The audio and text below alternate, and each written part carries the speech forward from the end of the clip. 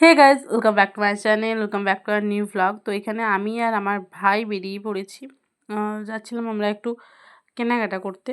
তো এই যে আমি আর আমার ভাই বেরিয়ে পড়েছি। তো আমরা যখনই দু ভাই বোনে বেরিয়ে আমাদের খুব মজা হয়। তো যাই হোক, আজ তারপর আমরা চলে এসেছিলাম আমাদের বাসন্তী মেলায়। এখানে আমাদের ঠাকুর করা শুরু হয়ে গেছে, কারণ আমাদের আর কিছুদিন বাদেই পুজো। যদিও ভিডিওটা আমি অনেকদিন পর পোস্ট করছি, এখন ঠাকুর হয়তো আরও অনেকটাই হয়ে গেছে। এখনও ঠাকুরটা আমি তোমাদেরকে দেখাবো অবশ্যই একটা ভ্লগ করে, কিন্তু তার আগে তোমরা এই ভ্লগটা দেখো। আর যে এটা হচ্ছে গোপাল কাকু, ইনি হচ্ছে ঠাকুর তৈরি করছেন। তারপর আমার মাও রেডি হয়ে চলে এসেছেন। আসলে আমি আর আমার ভাই যাচ্ছি না, সাথে আমার মাও যাচ্ছেন। তো মাও এখানে দেখছিলেন যে কাকু ঠাকুর কেমন করেছেন। তো তারপর আমরা ওখান থেকে বেরিয়ে পড়েছি।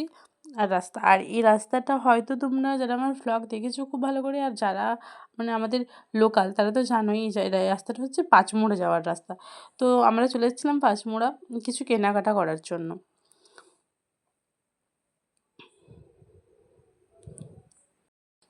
তো চলো তোমাদেরকে একদম পাঁচমোড়া পৌঁছে পর তারপর দেখাচ্ছি। তো এই দেখো আমি চলে এসেছি দোকানে। তো এখানে আমাদের কিছু কেনাকাটা করার ছিল, তো আমি তোমাদেরকে দেখাচ্ছিলাম। এখানে চৈত মাসে শুরু হয়েছিল, আর আমরা একদম চৈত মাসের প্রথম দিকেই গিয়েছিলাম, মানে 1-2 তারিখে হয়তো গিয়েছিলাম। তো এখানে দেখছি শাড়ির কালেকশানও প্রচুর প্রচুর কালেকশান আছে, এবং দোকানটাও ভীষণ বড়। তোমরা চাইলে এখান থেকে শপিং করতেই পারো। তারপর আমরা কেনাকাটা করার পর পাঁচমোড়া থেকে বেরিয়ে পড়েছিলাম। তো তো এই ভ্লগটা আমি তার থেকে বেশি কন্টিনিউ করতে পারিনি, কারণ তারপর আমি বাড়িতে এসে খুবই ব্যস্ত হয়ে পড়েছিলাম।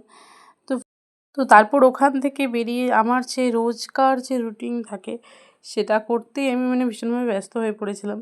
তো তারই একটা ছোট্ট ফুটেজ আমি মানে এই ভিডিওটা শেষে দিয়ে রাখছিলাম। তো মানে আমি কোথায় যাই, কী কারণে ব্যস্ত থাকি। তো এই যে আমার গুণধর স্টুডেন্ট, ইনি পড়া বলছিলেন আর আমি টুক করে একটা ভিডিও করে নিয়েছি। তো থ্যাংক ইউ গাইস আমার পুরো ভিডিওটা দেখার জন্য, অনেক ধন্যবাদ।